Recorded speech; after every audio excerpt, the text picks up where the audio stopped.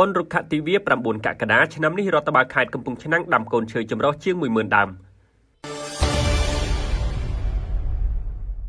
កូនឈើចម្រុះប្រមាណជាង 10000 ដើមត្រូវបានយកមកដាំនៅតាមទីសាធារណៈសាលារៀនវត្តអារាមសួននិងតាមដងផ្លូវនានាដើម្បីចូលរួមអបអរសាទរបនរុក្ខទិវា9 កក្កដានៅខេត្តកំពង់ឆ្នាំងដែលបានធ្វើឡើងកាលពីព្រឹកថ្ងៃទី28 ខែកក្កដាឆ្នាំ2026នៅអនុវិទ្យាល័យព្រៃមូលស្រុករលីផ្អៀក្រោមអធិបតីភាពលោកឈឹមវុធាអភិបាលរងខេត្តកំពង់ឆ្នាំងនិងឯកឧត្តមផាន់ច័ន្ទតារាសមាជិកក្រុមប្រឹក្សាខេត្តព្រមទាំងមានការអញ្ជើញចូលរួមពីសំណាក់លោកងិនហ៊ុនប្រធានមន្ទីរកសិកម្មរុក្ខាប្រមាញ់និងនេសាទខេត្តកំពង់ឆ្នាំងនិងលោកស្រីជាថ្នាក់ដឹកនាំមន្ទីរអង្គភាពជំនាញខេត្តលោកគ្រូអ្នកគ្រូសិស្សានុសិស្សនិងប្រជាពលរដ្ឋយ៉ាងច្រើនកក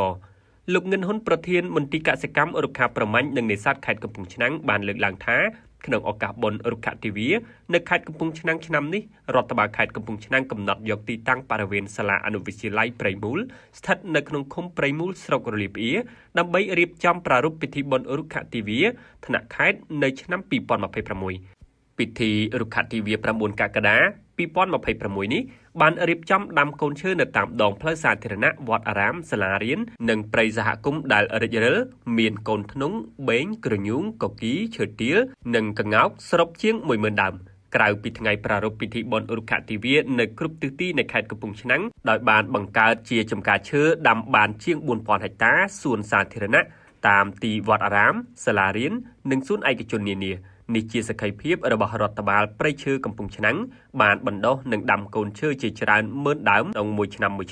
ព្រមទាំងឈើហូបផ្លែដំណាំឧស្សាហកម្មផ្សេងទៀតដូចជាស្វាយខ្នុរដូងកៅស៊ូស្វាយចន្ទីជាច្រើនផងដែរ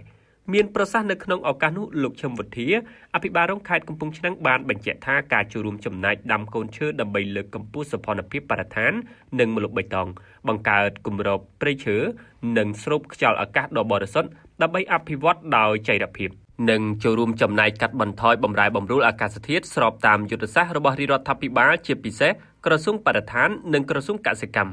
លោកបន្តថារដ្ឋបាលខេត្តតែងតែប្រារព្ធទិវាដាំដើមឈើជារៀងរាល់ឆ្នាំដើម្បីបណ្ដុះស្មារតីមហាជននិងប្រជាពលរដ្ឋមន្ត្រីរាជការកងកម្លាំងប្រដាប់អាវុធឲ្យងាកមកចូលរួមចំណែកការដាំដើមឈើដើម្បីគុណភាពបៃតងខេត្តកំពង់ឆ្នាំងតែងតែព្យាយាមដាំកូនឈើស្ដារឡើងវិញតាមតំបន់ដែលរិចរិលដូចជាព្រៃដែលធ្លាប់រងការកាប់ទន្ទ្រានដោយខុសច្បាប់និងបង្កដោយភ្លើងឆេះព្រៃជាដើមលោកអភិបាលរងខេត្តកំពង់ឆ្នាំងបានជំរុញឲ្យប្រជាពលរដ្ឋអាជ្ញាធរមូលដ្ឋានគ្រប់លំដាប់ថ្នាក់ទាំងអស់ធ្វើការបំផុសចលនាដាំកូនឈើឲ្យបានច្រើនបន្ថែមទៀតនៅតាមទីសាធារណៈនិងតាមមុខផ្ទះដើម្បីបង្កើនសម្រស់នៃគម្របបៃតងឲ្យកាន់តែច្រើនរក្សាសមតុល្យបរិស្ថានឲ្យកាន់តែប្រសើរឡើងថែមទៀតលោកឈឹមវុធាក៏បានអំពាវនាវដល់អាជ្ញាធរសមត្ថកិច្ចជំនាញនិងកងកម្លាំងគ្រប់មូលដ្ឋានត្រូវចូលរួមកិច្ចសហការគ្នាឲ្យបានជិតស្និទ្ធនិងម៉ឺងម៉ាត់បំផុតក្នុងការបង្ក្រាបបង្ការទប់ស្កាត់នៅរាល់បទល្មើសព្រៃឈើនានាការកាប់ទន្ទ្រានឈូសឆាយដីព្រៃ